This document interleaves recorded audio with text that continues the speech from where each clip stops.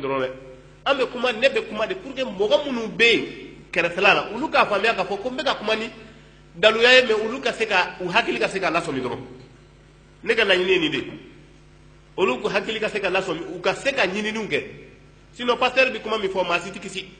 parce que ale ka baara a taaralen don o de kosɔn prêcher et enseigner ça fait deux choses wajili kɛ ani i ka mɔgɔw i k'u kalan o ye fɛn fila de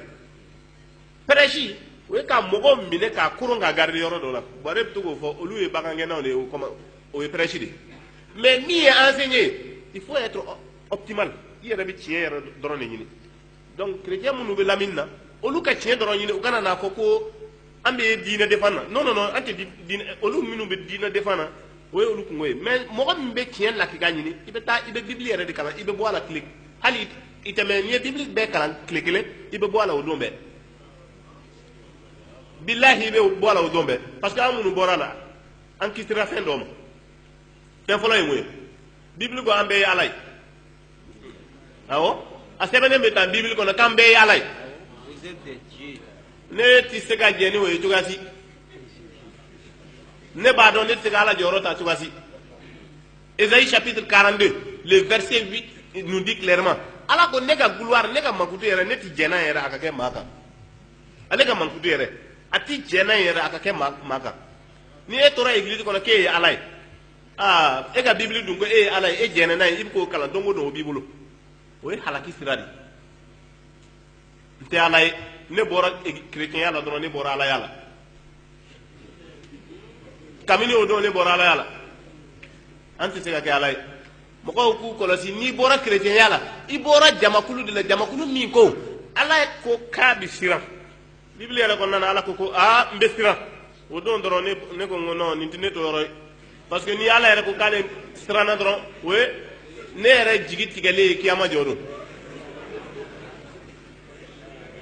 a sɛbɛnnen bɛ ten Deutéronome kɔnɔna na chapitre 32 le verset 29 ala ko je crains wallahi a bɛ tan bibili kɔnɔna na je crains o tɛ hɛrɛ ye dɛ kabini ne bɔra a la don min na ne y'a sɔrɔ k'a fɔ ko ala min adamaden bɛ ala min bɔ k'a bin ne t'o ka alaya la fɛngɛ ne t'o ala kɔ bilen parce que bibili kelen in kɔnɔna na yakuba an bɛ min wele Jacob o yɛrɛ ye ala bana mini k'a bin fu bi kolonkolon poussière bi wuli bilahi chrétien o chrétien n'i ma sɔn n b'a a yɔrɔ bɛɛ bɔ k'a d'i ma k'a kalan k'a d'i ma fo poussière bi wuli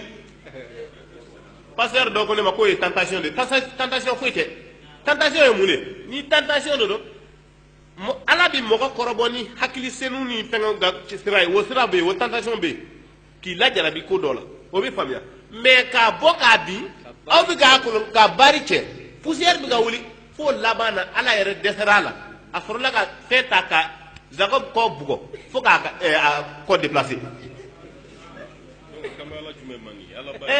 a tɛ se ka kɛ anw ka ala ye ko taa nin se ka kɛ anw ta ye o de kosɔn ni maa o maa min ko karisa i bɔra chrétienya la mun de kosɔn k'an bɛɛ bɛ sira kelen kan hali silamɛ dɔw b'o fɔ ne ye ne terikɛ dɔw u b'a fɔ ko ne kun ka to chrétienya la sa k'a bɛɛ ye kelen bilahi a bɛɛ tɛ kelen e de t'a dɔn n kun bɔra yɔrɔ min na a si tɛ hali u ma furu n bɛ fɛ k'a fɔ aw ɲɛna ne bɔkun yɛrɛ ye kalan de n kalanna n ye bibili in dɔn pasteur min bɛ ka ne kalan peut-être o yɛrɛ tɛ grammaire dɔn ka tɛmɛ ne kan structure grammaticale i tɛ n kalan la peut-être sur le sens sémantique i tɛ n kalan na donc ne bɛ fɛn o kɔrɔ dɔn cogoya min na e kɔni taara de juste seulement i ka mɔgɔw minɛ k'a to église la de sinon e ni ne ka analyse peut-être si on part sur la base de la réalité i ma kalan ka ne bɔ c'est ce qui a ne ka kalan de ye ne bɔ ani ala yɛrɛ ka sababu ɲumanya a banna c'est fini ne kɔni ne bɔra nin kan de kan mais ni comme waatiw t'i bɔli kɛ kosɛbɛ n bɛ na synthèse kɛ ninnu fila ka 31 in na n bɛ silamɛw bilasira dɔɔnin inshallah 31 ani Noël ninnu ye fête minnu don u bɛɛ y'a lakali 31 ala bangedon de Noël plutôt Noël ye ala bangedon ye 31 dun ye boli bato fête de a fila bɛɛ n'i y'a kɛ dɔrɔn i ye ala sɔsɔ niko ala bangi niko ala bangina silamake ni yɛrɛ sɔnna ka taa dɔ bɔ chrétien dɔ ye ko tiɲɛ do ala bangina o don i taara fo i yɛrɛ i sɔnna ça veut dire que i ko vraiment bonne fête hali a bonne fête dama ye balaw de bilahi a bonne fête ye balawba de bonne ça veut dire quoi c'est l'adjectif de bon bon ça veut dire que fɛn in ka ɲi i bɛ ka min kɛ a ka ɲi n'i ko k'a ka ɲi i jɛnna n'a ye k'a fɔ ko boli bato in ka ɲi walima a bɛ ka ala bangina in o ko in ye tiɲɛ de n'i ko k'o ye tiɲɛ ye i ye kuranɛ aya sɔsɔ dɛ suratul ikhlas ko k'a ma bangini kɛ a ma bangini kɛ wa a ma bangi suratul ikhlas y'o fɔ an ɲɛna o tuma e bɛ mun delili de la fatiha kɔnɔna na waati bɛɛ anw bɛna don o don an bɛ bato minnu kɛ an b'a fɔ de ko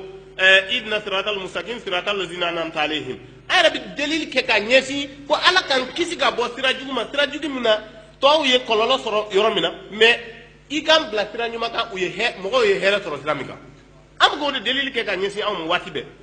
o tuma ni e taar'i yɛrɛ bila kerecɛnya yɛrɛ ka sira kan ka taa ninnu nɔfɛ a kira ka kuma y'i minɛ dɛ la tashabahu bil yahud wala bin nasara khalifuhum ay bɔ ninnu kɔ ninnu yɛrɛ ay bɔ o kɔ hadisa jɛlenw y'o fɔ an ɲɛna wa kira ko aw bɛna tugu ninnu kɔ dɛ don nataw la a bɛna tugu ninnu kɔ wa an filɛ nin bi bɔrɛ bɔra k'o de fɔ mɔgɔw bɛ 31 ni Noël silamɛw de bɛ ɲɛfɛ silamɛw de bɛ ɲɛfɛ o ye halaki sira in dɛ e taara fatiha la duwawu min kɛ dɛ i ye impossible de ɲininka ala ma fɛn min tɛ se ka kɛ i y'o de ɲininka ala ma i ko ala ma a k'i bila sira ɲuman kan e tilala ka t'i yɛrɛ sɔrɔ sira kolon in na e yɛrɛ dun b'a dɔn o ye sira kolon ye e ka kuranɛ bisili durusili nafa foyi t'a la i bɛ seli min kɛ a bɛ ka bɔ i da la de sinon a tɛ ka bɔ dusukun na n'a bɛ ka bɔ dusukun na maa si tɛ sɔn Noël fêteli ma maa si tɛ sɔn 31 ma parce que ninnu ye fɛn min dagalen tɛ anw silamɛw ma a ye dugawu kɛ dɔrɔn ala k'aw kisi ka bɔ a ma kuranɛ ayaw b'o fɔ an ɲɛna hadisaw b'o fɔ an ɲɛna ka jɛya inshallah an balimaw